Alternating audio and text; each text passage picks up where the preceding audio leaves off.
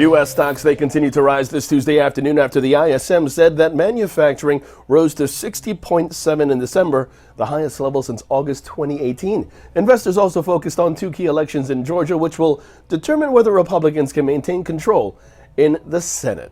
Now, taking a look at the Forex market, it's more of the same since the morning. The euro-dollar is where we begin. That sees its intraday support around 122.40.